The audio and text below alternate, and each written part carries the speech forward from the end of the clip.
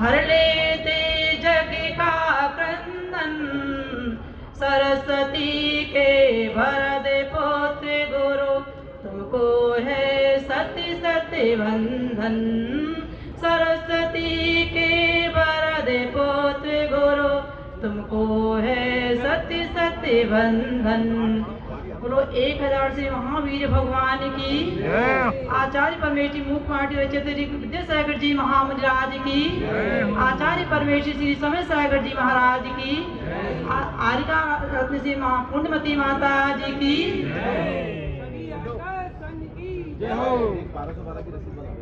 मंजर कसी कैवल्यवती माता जी की। वंदनीय आरिका संघ की।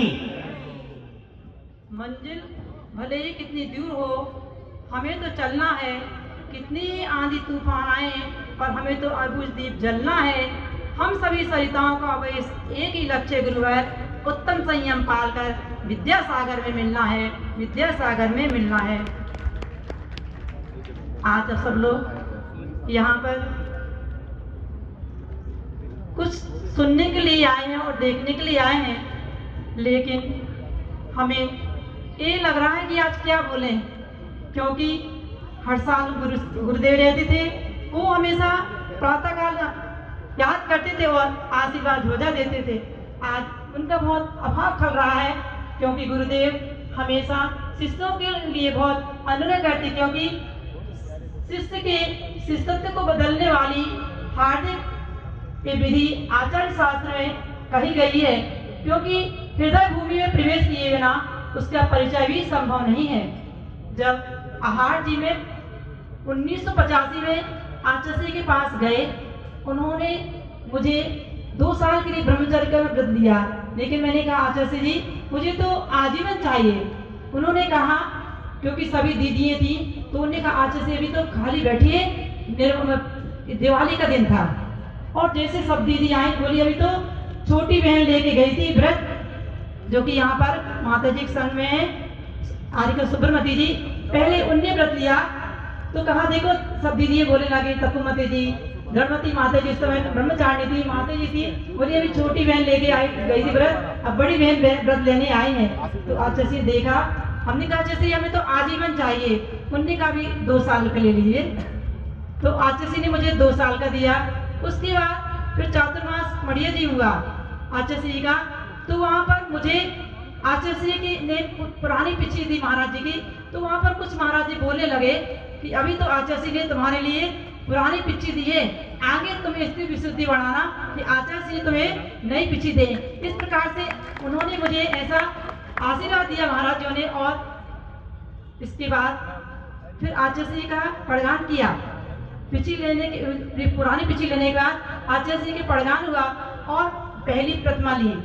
इसके बाद आचार्य जी के पास गए, तो उन्होंने कहा कि अभी कुछ समय, मैंने कहा आचार्य जी अब मुझे दीक्षा की भावना हो रही है, तो उन्होंने कहा कि अभी कुछ समय और साधना करो, क्योंकि मैंने कहा आचार्य जी मुझे तो घर में अच्छा ही नहीं लगता है, ऐसा लगता है मैं कब दीक्षा ले लूं। तो उन्होंने कहा घर भी तो एक आश्रम है, क्योंकि मुझे कुछ व्यवधान आ रहे थे, लेकिन पूज्य बड़ी माता जी ने मुझे बहुत संबल दिया, क्योंकि मुझे ये था कि माँ के लिए मैं कैसे उनके लिए छोड़ के जाऊं। तो उन्होंने कहा माता जी ने कि देखो जब चातुर्मास होगा तो उन्हें अपन हर साल बुला लिया करेंगे, और चाहे 1000 किलोमीटर दूरी हो अपन बुला लिया करेंगे। तो माता जी ने उनको हमें ऐसा कहा और हमेशा चातुर्मास में आती थी। लेकिन पिछली साल 24 सन में सागर में गणपति माता जी के सानिध्य में उदासीन आश्रम में, साधिका आश्रम में उनका प्रवेश हुआ, और 20 जनवरी 24 को उनका समाधि मरण हो गया। इतनी अच्छी समाधि हुई, क्योंकि माता जी की भावना, सब लोग की भावना थी, बस यही भावना रहती थी कि उनने हमें अच्छे मार्ग लगाया है तो उनकी सत समाधि हो। तो माता जी की भावना पूर्ण हुई और हम लोगों की भावना पूर्ण हुई। इस प्रकार से जब हम वहाँ पर गए, कहाँ पर आचार्य जी के पास गए कि आचार्य जी हमें दीक्षा लेना है, तो उन्होंने कहा आशीर्वाद दिया। और मैंने कहा मैं पहली बार ही यहाँ पर केशुंज करूंगी, क्योंकि डायरेक्ट दीक्षा ली, और 3 बहनें हम लोग डायरेक्ट दीक्षा ली थी। जो समेमती जी है, पूर्व की बहन थी, वो भी और निर्वेमती जी और हम तीनों जन ने डायरेक्ट दीक्षा उसी दिन केशुंज की, उसी दिन ड्रेसचंद की। इस प्रकार से दीक्षा का कार्यक्रम आचार्य जी ने हम लोगों को आशीर्वाद दे दिया। और इसके बाद हम धीरे धीरे माता जी के पास आए और माता जी ने हमें शरण दी। और शरण देने के बाद उन्होंने इतना अच्छा संभालना सब कुछ किया, क्योंकि आचार्य जी ने मिथ्यात्व रूपी गर्त से उठाकर सम्यक रूपी चार पर हमें पहुंचाया। और जग ने हमें क्या दिया, हम क्यों कहें कि जग ने हमें पाप करने के लिए प्रेरित किया और हमने पाप ही किए, लेकिन आचार्य जी ने हमें पाप से छुड़ाया। जग ने क्या किया, जग ने हमें मोह अग्नि से सुलाया, लेकिन गुरुदेव ने हमें वीतराग वाणी से जगाया।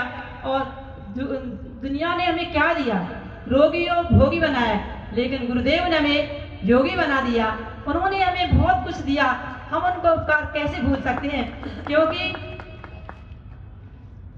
तब से जिनका तन बचे बने, मन से जो करना धारी हैं, जो इंद्रियों पर संयम रखते, भोगों के नहीं भिखारी हैं, जो राग देश को जीत रहे, संयम समता के द्वारा हैं। अपनी बात कहने के पहले गुरु विद्यासागर जी को नमन हमारा है, गुरुदेव विद्यासागर जी को नमन हमारा है, क्योंकि आचार्य जी ने इतना उपकार किया, इतना उपकार किया कि हम उन्हें जब तक निर्वाण की प्राप्ति न हो तब तक उनके उपकार को हम भुला नहीं सकते हैं। और बीच में माता जी हमें बड़ी माता जी मिली और उन्होंने हमें बहुत प्रोत्साहन दिया। हमेशा उनके पास जाते थे, जब ब्रह्मचारिणी थे उनके पास जाते थे तो माता जी से कहते थे, माता जी हमें तो बस आपके ही साथ दीक्षा लेना है।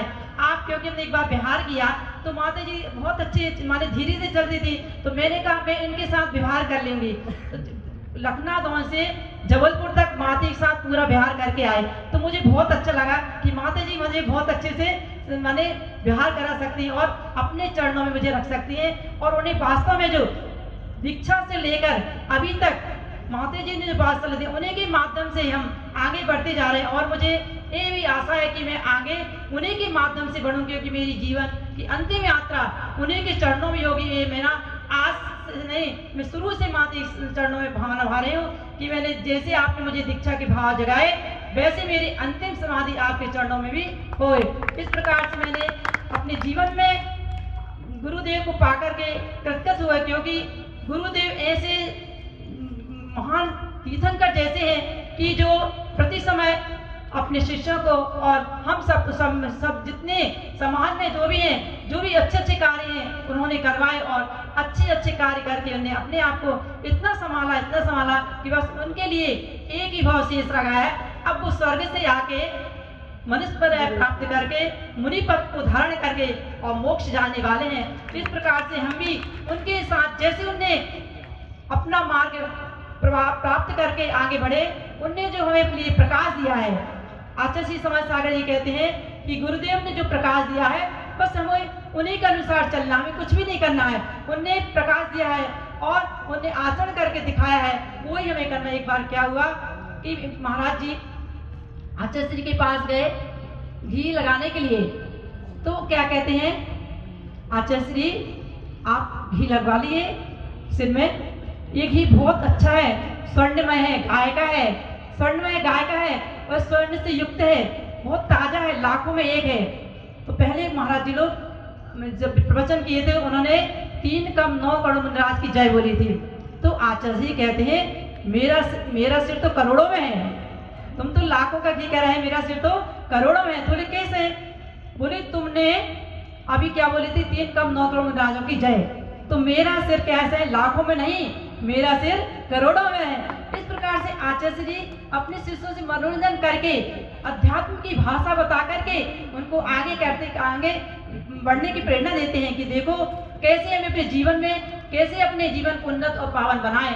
और हमारे लिए क्या कहें, गुरुदेव ने तो सब कुछ दिया, अब हमारे लिए हमें क्या करना है, उनने जो दिया उन्हीं के मार्ग पर हमें बढ़ते जाना है। हमारी जो भूल चूक होती है, माता जी हम उनसे प्रार्थना करते हैं कि हमारी भूल चूक जो होती जाती है आप उनको क्या करें, संभालते जाएं और उनमें स्थिर होकर के मोक्ष मार्ग पर बढ़ते जाएं, क्योंकि मोक्ष मंजिल धन वैभव से नहीं मिलती, मोक्ष मंजिल तब त्याग संयम से प्राप्त होती है। तो हमें भी ऐसा ही मार्ग मिले कि हम भी अब एक स्थिति पर छेद करके स्त्री पर्याय को छेद करके अब मैं निश्चित पुरुष पर्याय को प्राप्त करके मुनि पद को धारण करके मैं कहाँ पहुँचूँ, मोक्ष महल में पहुँच जाऊँ, क्योंकि संसार में बहुत दुख है, बहुत भटकन है, यहाँ पर जरा भी सुख नहीं है। इस प्रकार से हमें अपने जीवन को उन्नत बनाना है।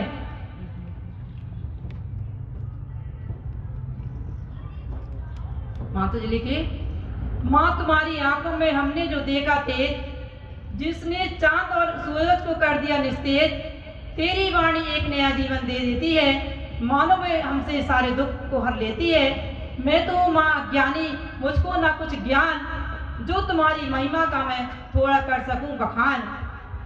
तुम्हारे शील और संयम ने जग को राह दिखाई है, ऐसी पूज्य माँ हम सबके मन को लुभाई है, ऐसी पूज्य माँ हम सबके मन को लुभाई है। आज हम लोगों को 32 साल पूर्ण हो गए हैं, ये 33 साल शुरू हो जाएगा। और जबलपुर में मड़िया जी के प्रांगण में पंचगणक हुए, तब कल्याणक के दिन 25 बहनों की दीक्षा हुई थी। इसमें से हम सब यहाँ पर 4 बहनें जो आर्य बन के माता संघ में हैं, और सब इतने अच्छे से वात्सल भाव से रहते हैं, लगता नहीं कि घर छोड़ कर के आए हैं। ऐसा लगता है कि प्रति समय पर्व ही लगता है। यहाँ पर क्या लगता है, पर्व ही होता है, क्योंकि माता जी के चरणों में ऐसे माने आकर के भक्ति करते हैं। और माता जी ने ऐसे विधान लिखे हैं कि प्रतिदिन रोज विधान करें तो वह ऐसा लगता है कि प्रतिदिन दिवाली है और पर्व है। इस प्रकार से हमें अपने जीवन में सुख शांति का अनुभव हो रहा है। हे माँ, अब मुझे अपने चरणों में समाधि के योग ऐसी भावना हमेशा बनाती रहे, ताकि हमारा जीवन उन्नत बन जाए और हम सब अपने जीवन को सार्थक करके मोक्ष पद को प्राप्त करें। अंतिम में आचार्य श्री कृष्ण बोल रहे हैं।